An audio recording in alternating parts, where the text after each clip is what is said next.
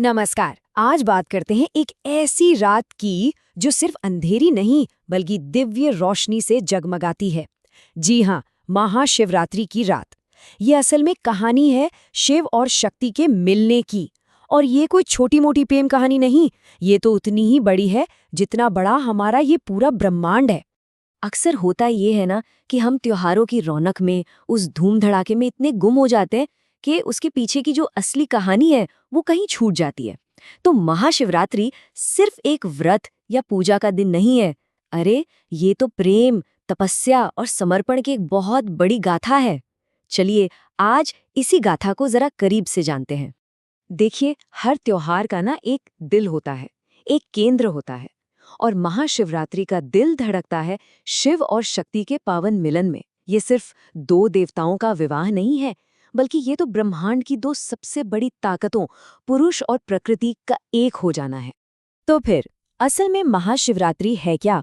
सीधी सी बात है, ये वो पवित्र रात है जब परम वैरागी शिव एक गृहस्थ बने। ये वो रात है जब आदि शक्ति पार्वती ने अपने प्रेम और तप से महादेव का मन जीत लिया। तो हम सब उस मिलन का जश्न मनाते हैं जिसने ब्रह्मांड में एक संतुलन कायम किया। लेकिन सुनिए, ये मिलन इतना आसान नहीं था, कोई फूलों की सेज नहीं थी, बल्कि ये तो एक अग्नि परीक्षा से होकर गुजरा। इस कहानी का जो अगला हिस्सा है वो हमें माता पार्वती की उस अविश्वसनीय यात्रा पर ले जाता है जहां उन्होंने प्रेम के लिए तपस्या की सारी हदें पार कर दी। कठोर तपस्या, ये बस दो शब्द लगते हैं ना, है ना? पर ये सिर्फ शब्द नहीं है, ये उस असाधारण हिम्मत और प्रेम की दास्तां है जिसने, कह सकते हैं कि प्रकृति के नियमों को भी चुनौती दे दी। माता पार्वती ने शिव को पाने के लिए वो सब कुछ छोड़ दिया जो किसी भी राजकुमारी के लिए सबसे कीमती होता है। और इस तप की आग से क्या हासिल हुआ? एक ऐसा प्रेम जिसने ब्रह्मांड के सबसे बड़े वैरागी महादेव के दिल को भी पिघला दिया। उनकी भक्ति एक पुल बन गई जिसने दो अलग अलग दुनियाओं को मिला दिया और इस महान मिलन का रास्ता साफ कर दिया। और इस तरह उस कठिन तपस्या का अंत एक दिव्य विवाह के रूप में हुआ। ये एक ऐसा मिलन था जिसको देखकर देवता भी हैरान रह गए और जो आज भी हर भक्त के लिए प्रेम और समर्पण का सबसे बड़ा उदाहरण है।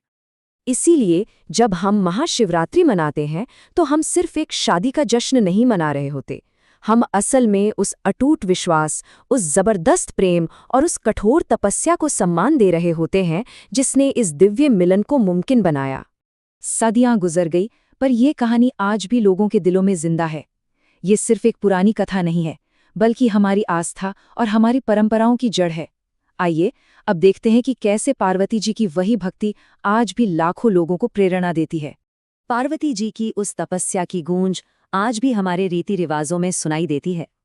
भक्त उपवास रखते हैं, पूरी श्रद्धा से भोलेनाथ की पूजा करते हैं और मन में वही एक कामना रखते हैं कि उन्हें एक ऐसा जीवन साथी मिले जिसमें शिव के गुण हों और जीवन में पार्वती जैसी सुख शांति हो। और ये जो प्रथा है, ये एक बहुत खूबसूरत याद दिलाती है। यह हमें बताती है कि अगर इरादे सच्चे हों और कोशिश में कोई कमी ना हो तो जो नामुमकिन लगता है वो भी मुमकिन हो जाता है। बिल्कुल वैसे ही जैसे पार्वती ने अपने शिव को पा लिया था। तो ये पूरी कहानी हमें एक बहुत गहरे सवाल के पास लाकर खड़ा कर देती है कि भाई, सच्ची श्रद्धा और इतनी बड़ी तपस्या का आखिरी फल क्या है? क्या ये सिर्फ एक मनचाहा वरदान पाना है या फिर ये खुद को ही पा लेने का एक लंबा सफर है? इसका जवाब शायद हर किसी के लिए अलग अलग हो सकता है। सोचने वाली बात है ना?